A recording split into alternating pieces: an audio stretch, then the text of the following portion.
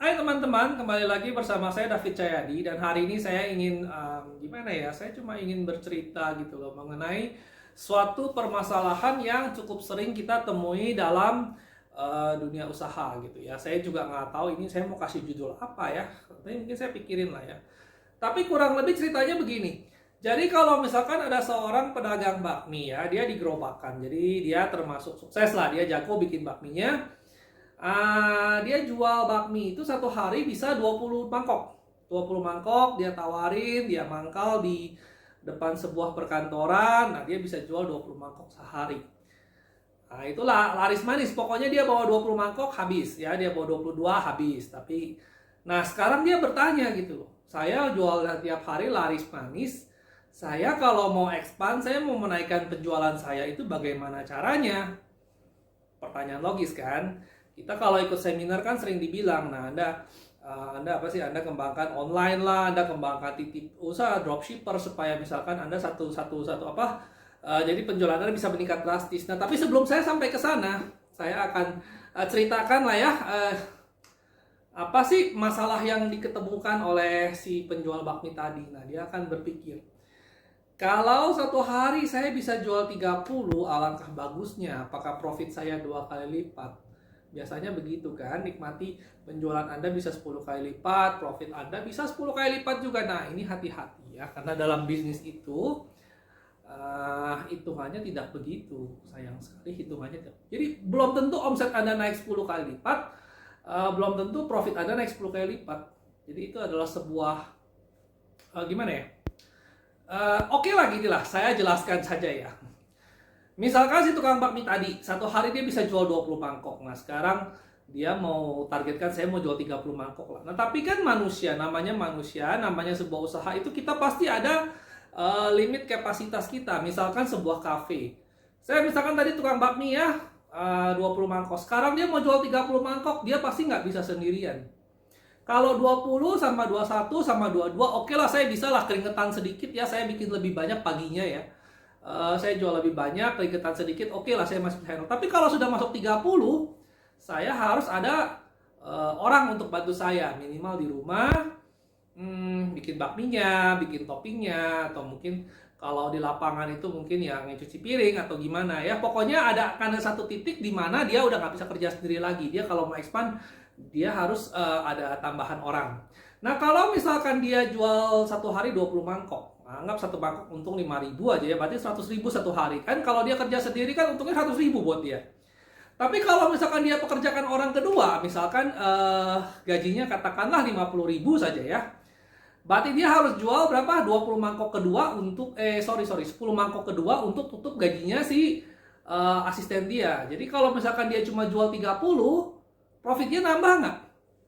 Jual 20, profitnya 100.000. Jual 30, profitnya 100.000. Kalau jual 25, malah nombok 25.000. Tadinya kalau jual 25 doang, dia keringetan sedikit, tapi untungnya 125.000. Nah, tapi karena dia ada pegawai kedua tadi, nah dia jual 25, harusnya untuk 125.000, malah jadi rugi 50.000 karena dia harus bayar gaji si asisten dia. Ruginya 75.000 ya, nah, gitu kan. Jadi kadang-kadang itu apa? Nambah omset itu tidak semudah yang di atas kertas. Jadi kalau misalnya ada orang bilang sama Anda, kalau misalkan penjualan 2 kali lipat, untung 2 kali lipat juga, itu belum tentu ya. Nah, begitu juga dengan berbagai macam bisnis lainnya. Misalnya Anda bengkel. Anda kalau bengkel, Anda kan dapat penghasilan dari jual mobil, Anda dapat penghasilan dari yang servis, dari yang segala macam. Nah, servis itu, kalau servis mobil kan ada slot-slotnya, ada mekaniknya, ada bookingnya, ada waktunya. Jadi kalau misalkan satu hari kapasitas Anda cuma bisa misalnya servis 5, ya sudah gitu loh. Ada mau nangis, mau ada 10 orang yang antri, 100 orang yang antri, Anda cuma bisa kerjain 5 sehari.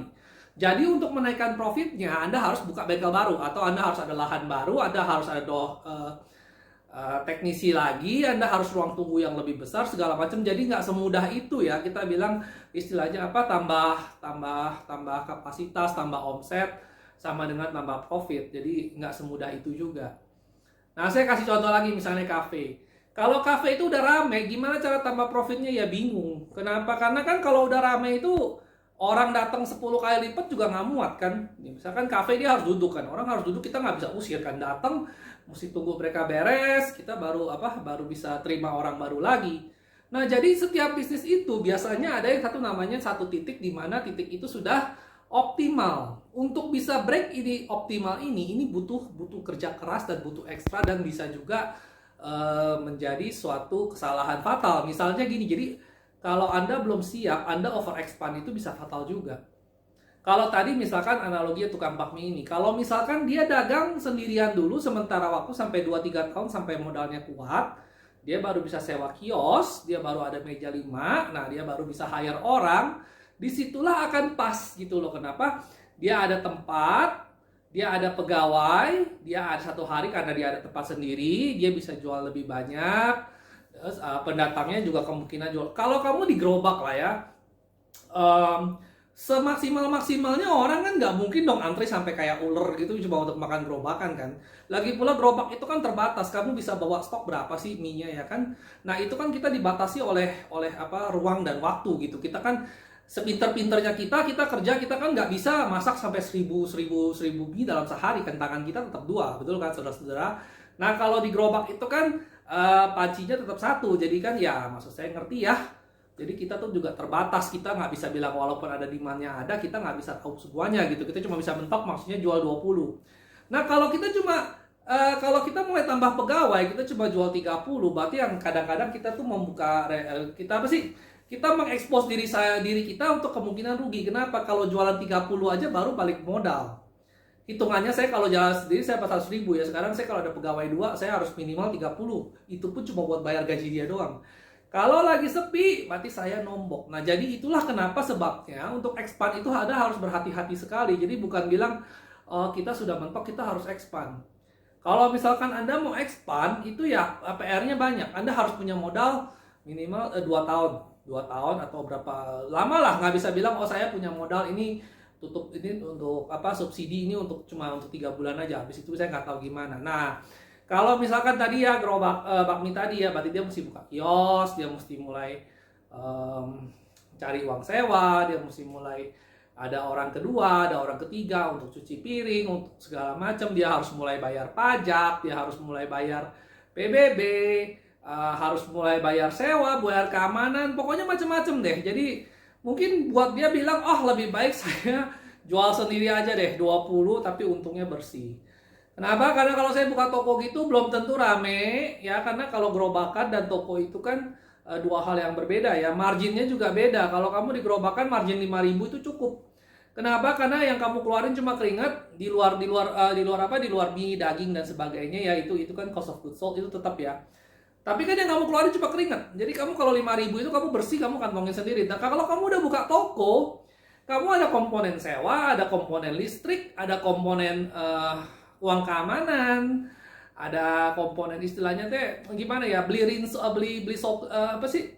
pembersih lantai untuk tiap hari ngepel aja, itu juga ada suatu pengeluaran gitu. Nah jadi kamu tadinya satu mangkok bisa untung 5.000, itu sekarang mungkin satu mangkok cuma untung 4.000 karena 1.000-nya itu dipotong untuk sewa dan sebagainya, mungkin lebih ya.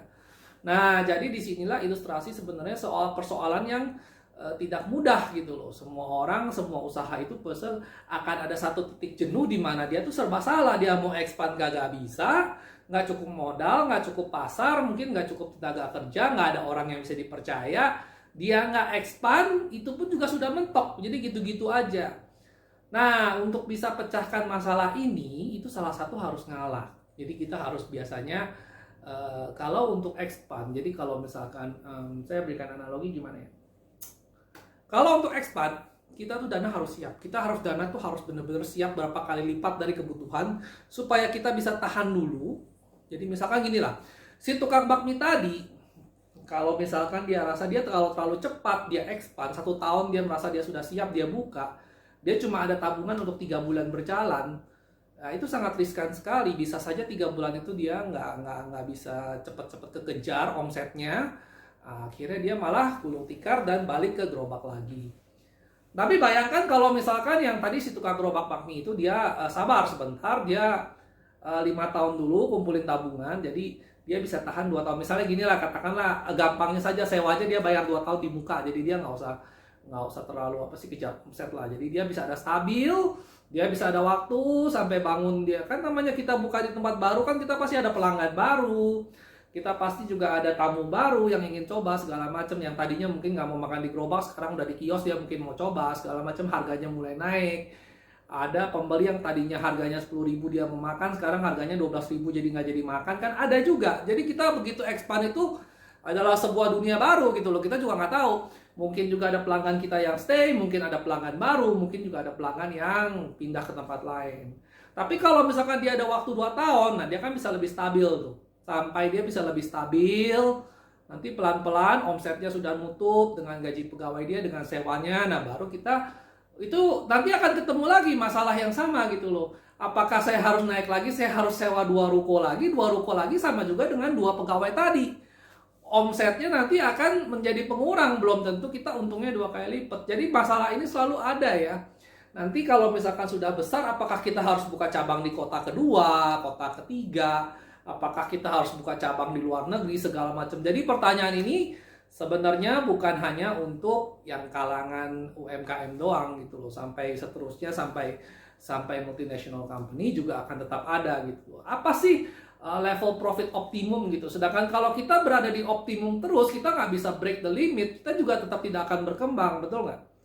Nah kalau misalkan tadi analogi si tukang bakmi tadi, kalau misalkan dia rajin-rajin aja, sendiri-sendirian aja, tapi ya dia selamanya begitu aja, terikat pada 1 gerobak dan 2 tangan dia nggak bisa maju. Tapi kalau misalkan dia buka kios, ya kan, dia bisa maju. Tapi ada resiko juga. Jadi dunia ini memang adil ya, high risk, high reward, low risk, low reward. Nah, itu video saya kali ini. Jadi sebenarnya yang ingin saya tekankan sama Anda itulah adalah kalau misalkan untuk expand itu tidak semudah yang dikatakan seminar. Jadi kalau Anda ikut seminar itu kan sering dibilang, oh sekarang Anda jualan, Anda harus dropship, Anda harus jualan online, Anda harus ada titip jualan di satu Nusantara biar semua orang bisa pesan sama Anda, produk Anda laku, Anda harus endorse. Itu bukannya nggak salah. Tapi nggak semua orang itu ikut seminar. Kita harus tahu gitu ya. Seminar ini untuk kelas mana gitu loh, apakah tepat kita mengikuti saran mereka. Misalkan gini lah, saya katakan tukang bakmi tadi sudah di kios ya, terus dia ikut seminar, dia bilang kenapa kamu nggak coba online saja, kalau online saja orang suka bakmi kamu frozen, nanti satu Indonesia bisa beli, betul nggak? Di atas kertas itu benar sekali ya, kalau ada frozen food itu kan lebih gampang, apalagi kalau Anda suka, semua orang suka bakmi Anda gitu kan ya. Jadi Anda bisa kirim, itu benar. Nah, tapi saya analogikan, saya kasih tahu ya, apa yang akan diketemukan di dunia nyatanya gini. Jadi dia panggil mungkin istrinya, anaknya segala, papa tadi ikut seminar ya, kita harus kembangkan kita punya bakmi, karena bakmi kita enak, udah mulai laku, ini toko udah mulai penuh, kita mau coba jualan frozen bakmi. Jadi kamu jual bakminya, kamu masak sendiri. Oh ya, ide bagus Pak. Oke, mari sekarang kita telaah, kita harus step-step apa saja yang harus kita ambil. Oke, pertama dia bilang, oke Pi, sekarang kalau misalkan bikin bakmi kan kita jualan tiap hari itu udah 40 mangkok nih tiap hari nih, ya kan, di toko. Kita sekarang harus ada bikin 100 dong, betul nggak? Kalau 100 titip di supermarket A, supermarket B, toko A, toko B, toko C gitu kan, minimal tiap hari kita mesti bikin 100. Oke, siapa yang bikin? Oh, kita harus sewa orang. Nggak mungkin kan saya sendiri kerjakan. Saya kan tiap hari udah bikin 40 untuk di kios saya sendiri kan. Si istrinya mungkin udah bantu cincang daging, anaknya mungkin udah bantu jadi kasir segala macam. Nah, kita kan harus piara orang baru, orang kedua, orang ketiga untuk bikin itu. Oke, papi ada modal nih ya. Oke, kita coba sewa. Terus dia bilang, oke. Nah, pertanyaan kedua, packingnya gimana? Kita kalau jualan bakmi kan kasih mangkok bakmi, cemplungin bakminya udah jadi kan. Nah, tapi kalau misalnya kita mau jualan frozen, kita kan harus ada merek. Oh iya betul juga. Nah, coba kamu desain lah ya mereknya apa ya. Nah, udah pilih merek gitu. Oke, dapat mereknya, misalnya mereknya merek Mickey Mouse. Oke, bakmi Mickey Mouse. Oke, nah sekarang kita jual nih ya. Kita packaging udah ada. Packingnya bikin berapa? Oke, cetak dulu lah. Oke, gak apa-apa, di papi ada modal. Cetak dulu. Nah, terus pertanyaan kedua. Oke, Pi, sekarang kalau misalkan kata orang jualan bakmi itu harus ada PIRT. Ya, izin jualan. Atau kalau misalkan frozen food biasanya harus BPOM. Alamak. Berarti kita harus minta BPOM tuh. Oh iya betul Pi, kalau nggak kita nggak bisa titip di supermarket. Karena apa? Karena supermarket itu biasanya kan resmi. Kita nggak boleh main kucing-kucingan. Mereka pas masuk mereka akan tanya dulu, produk Bapak itu ada BPOM-nya nggak, ada izinnya nggak? Itu very logic kan. Nah, oh iya ya, oke oke. Kalau gitu tak coba kamu besok ke apa ke tempat BPOM, coba kamu tanya syaratnya apa aja. Oke, saya pernah ke sana ya. Ini intermezzo aja, saya pernah ke sana, saya pernah tanya gitu loh. Oke, Bapak kalau Bapak mau BPOM itu syaratnya begini, harus ada pemisahan antara produksi, masuknya dari mana, ada alurnya, nanti pakai APD karena sekarang lagi masa pandemi, jadi pegawainya harus cuci tangan segala macam, masuk steril, ada ketentuannya berapa meter kali berapa meter segala macam. Oh iya iya Bu, oke Bu. Berarti kalau di rumah nggak bisa ya? Nggak bisa Pak. Kalau di rumah untuk PIRT saja oke, Bapak pakai dapur pribadi. Tapi kalau misalkan untuk BPOM itu nggak bisa. Oke oke, baik Bu, baik Bu, baik Bu. Jadi kita pulang gitu, kita pulang. Pi, ruko kita nggak cukup, Pi. Kita tinggal di atas gitu, di bawah di bawah itu kita buat dagang bakmi. Nah sekarang kalau kita mau bikin frozen food ini kita harus sewa tempat yang lebih baru lagi. Oke oke, Papi masih ada duit Papi berapa banyak? Tadi udah bikin buat sewa pegawai ya, udah bikin buat packaging, nah sekarang bikin sewa tempat baru untuk BPOM juga ya kan? Iya iya, oke lah masih ada, anggap lah ya masih ada ya, oke anggap masih ada. Oke kita sewa tempat lah, sekalian kita juga buka ini ruko kita gedein lah, kita beli sebelah. Oke katakanlah masih ada tempat. Nanti akan ada pertanyaan berikut lagi, oke Pita, sekarang kita udah ada stok, kita perlu mesin pendingin dong, ya kan nggak mungkin kita stok itu tiap hari kan? Namanya frozen food jelas harus ada freezer, nah betul kan? Oke kita beli freezer lagi deh. Nah beli freezer lagi, oke beli freezer. Nanti udah beli freezer, ini kita udah ada langganan nih supermarket A ya. Supermarket A itu mau pesen gitu tiap hari suruh isi 10 kata dia, 20. Oke. Siapa yang nganter? Si tadi pegawai kita tadi nggak bisa naik motor gitu dan dia juga ada pekerjaan lain. Oke kita beli motor deh, kita beli motor yang ada boxnya, yang ada pendinginnya, jadi kita bisa antar dalam kondisi masih dingin gitu. Ya oke. Nah sampai sini itu belum ada penjualan loh, baru mulai jualan loh. Oke Pi, sekarang kita perlu endorsement, kita perlu endorse sama Siti Nurhaliza misalnya. Bakmi Mickey Mouse, produksi Bapak siapa lah bisa ada gitu kan, produksi namanya si Papi. Nah jadi ini ceritanya ini sebuah komen sederhana dari sebuah seminar yang bilang kamu harus jualan online, tapi realita di lapangannya itu ternyata begitu banyak proses, begitu banyak itu akhirnya tuh udah kayak buka satu pabrik bakmi. Nah, jadi makanya kalau kamu ikut seminar, kamu juga harus telaah juga gitu loh, jangan semuanya telan mentah-mentah. Saya pernah dengar ya satu judul seminar katanya bikin daring, bikin downline uptrend lah, apalah saya nggak tahu sampai 30 lini. Dalam hati saya bikin bakmi satu lini aja acak hadut begini sampai anak istri semua ikut bantuin suruh saya bikin 30 lini. Saya sih orangnya cukup konservatif ya. Menurut saya kalau bisnis itu kita harus fokus. Karena jangan sampai kita satu orang buka bisnis itu sampai 5, 6 lini, 7 lini ya. Jualan baju tidur, iya, jualan makanan, iya, jualan pempek, iya, jualan bakso tahu, iya, jualan semua, iya, akhirnya nggak ada satupun yang bener. Nah, kalau menurut saya jualan bisnis itu harus benar-benar satu, kita fokus ya, kita benar-benar ngerti dari ujung ke ujung gitu loh. Jadi kita jangan ini mau, itu mau, semua mau jualan bakmi. Oke lah kalau bakmi dan bakso itu masih rada nyambung ya. Tapi kalau misalkan saya buka kios satu jualan bakmi, satu lagi jualan stick, jualan bakery. Nah, itu sebuah total industri yang berbeda, akhirnya kita mabok sendiri gitu. Nah, ini sedikit ngelenceng aja sebentar ya. Nah, jadi kembali lagi ke si tukang bakmi tadi. Pada saat dia belum berjualan, dia sudah keluar modal berapa ratus juta itu. Saya sewa ruko, sewa pegawai, katakan pegawainya UMR aja ya 3 juta ya, 2 orang aja ya bikin bakmi terus tiap hari itu 6 bulan itu udah berapa tuh?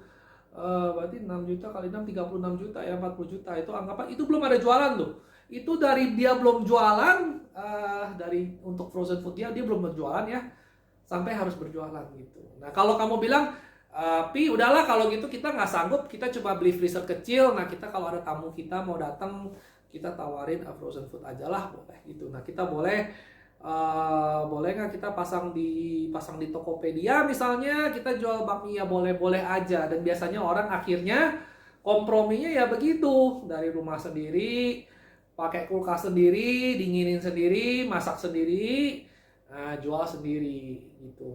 Itu sebenarnya boleh saja dan bukan bilang nggak mungkin sukses juga, bisa aja kalau misalnya enak. Nanti seiring waktu pelan-pelan berjalan ya, makin lama makin gede. Semua bisnis juga begitu. Tidak ada jaminan, tapi tidak ada yang bilang pasti gagal atau pasti sukses. Tapi intinya bukan itu. Intinya yang mau saya tekankan, yang mau saya ajarkan, yang mau saya bagikan adalah tidak semudah itu, Ferguson. Kamu kalau lihat iklan seminar itu kelihatannya enak, ya kan?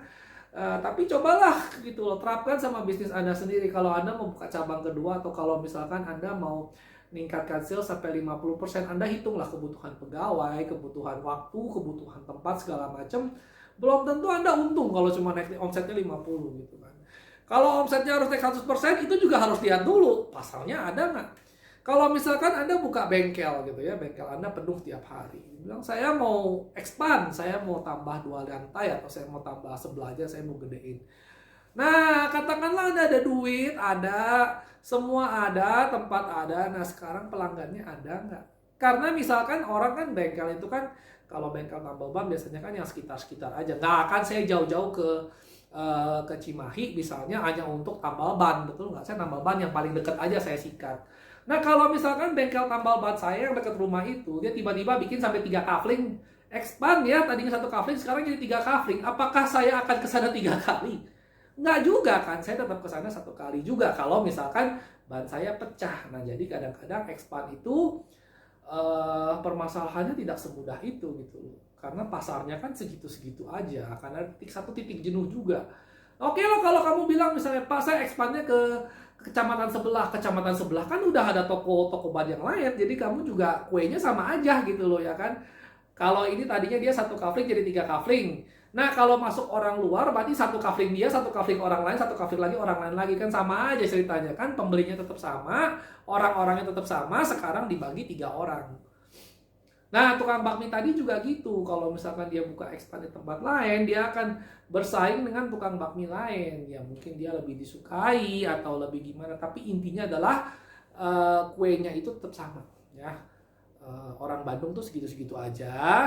Saya kalau misalkan makan di A, saya nggak bisa makan di B. Jadi ini apa sih prinsip dasar ya, very basic ya. Market share itu biasanya tetap. Jadi ada bisnis yang lebih sukses, market share-nya lebih besar, ada yang lebih kecil, tapi biasanya market share itu ya segitu-segitu aja. Nah jadi ngerti kan masalah ini kadang-kadang nggak sesimpel itu gitu loh. Jadi nggak bisa bilang. Kadang-kadang banyak orang ya jualan awal tuh mereka sukses, tapi mereka kesulitan itu di next step. Mereka kesulitan untuk expand. Karena kenapa? Kalau misalnya expand terlalu cepat itu juga berbahaya. Misalkan saya buka yogurt saya udah sukses 1 kios, ya 2 kios saya masih bisa kepegang. Tapi orang bilang, loh ini Bapak udah sukses begini, kenapa Bapak nggak buka lebih banyak lagi? Kita dari bank kita kasih kemudahan lah Pak, karena nama besar Bapak kan udah sukses nih, Bapak ada nama nih, kita bisa kasih lah walaupun dengan jaminannya cuma sedikit dan tidak sesuai, nggak apa-apa lah kita bisa invest di Bapak gitu kan. Nah begitu dia buka banyak tadi, omsetnya belum tentu tambah. Mungkin karena terlalu banyak orang jadi jenuh, ya kan, kemungkinan pertama. Mungkin juga karena dia terlalu banyak, kualitasnya jadi menurun, dia nggak bisa jaga sendiri, orang-orangnya belum tidak bisa cukup diandalkan, akhirnya kualitas menurun. Biasanya kan kalau misalnya sudah terlalu banyak, tempat tidak terawat, itu kualitas menurun. Atau mungkin kebutuhan manajer, kebutuhan back office, kebutuhan accounting yang tadinya cuma dia tulis sendiri karena tokonya cuma 2, sekarang tokonya 10, dia butuh manajer keliling, segala macam, biaya membengkak, bunga bank ikut membengkak. Yang tadinya dia nggak ada bunga bank jadi ada bunga bank kan, jadi dikejar setoran.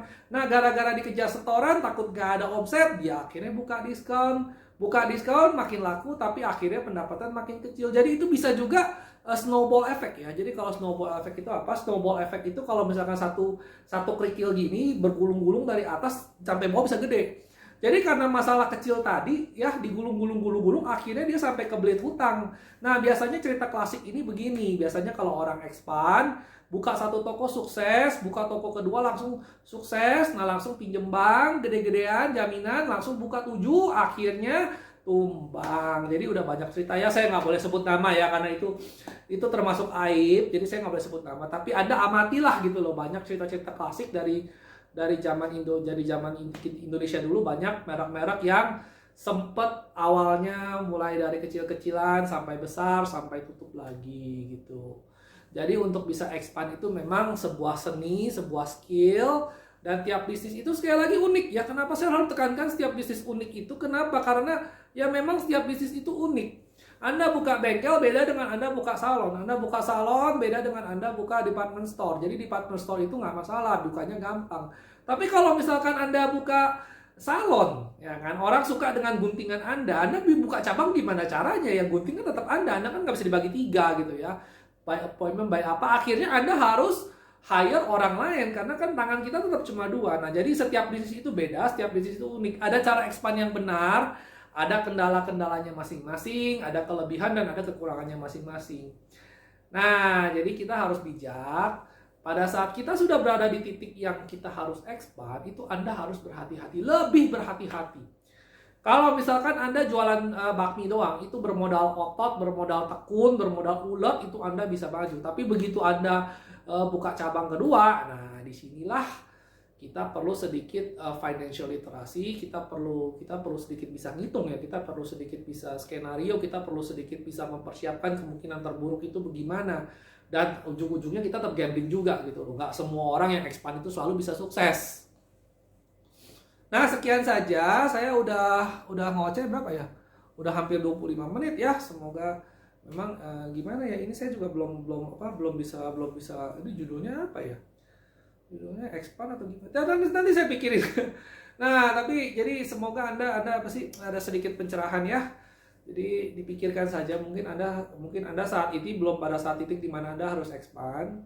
Tapi ingatlah Pak David pernah ngomong gini gitu loh. Kalau misalnya expand, pada saat ekspansi itu istilahnya kita kalau pasukan tuh pada saat kita menyerang negara lain, itulah saat-saat paling kita terekspos gitu loh. Kita pada saat kita lagi jor-joran, nah kita mudah terserang gitu, kita mudah tumbang gitu loh, karena antibody kita sekarang lagi bekerja keras ini. Kalau kita sudah bayangkan dengan kalau misalnya tadi si tukang bakmi tadi dia coba jualan di zona nyaman dia, tiap hari jual 25, udah everything sudah menjadi sudah terkontrol lah, saya sudah biasa jual segini, udah nggak masalah, pembelinya juga udah mantap segala macam, lebih aman. Tapi dia kalau mau maju dia harus ambil resiko ini. Nah, begitu juga dengan Anda, dengan usaha Anda, dengan usaha saya, dengan semuanya sama aja gitu. Pada saat kita mau maju, kita harus ambil resiko ini dengan segala macam perhitungannya. Nah, cuman hati-hati, kalau bisa resikonya kita minimalisasi. Jadi kita hitung yang benar, ingat-ingat aspek-aspek apa saja yang perlu Anda perhitungkan, berapa lama masa tahan Anda, tahan peluru Anda gitu kan. Nah, jadi nanti minimal resikonya berkurang gitu loh, tidak seberbahaya yang harusnya berbahaya gitu. Nah, oke, sekian saja video saya. Terima kasih sudah mendengarkan saya ngoceh, dan semoga nanti ada video-video lain ya. Oke, silahkan tolong di like and subscribe, dan sekian saja. Oke, thank you.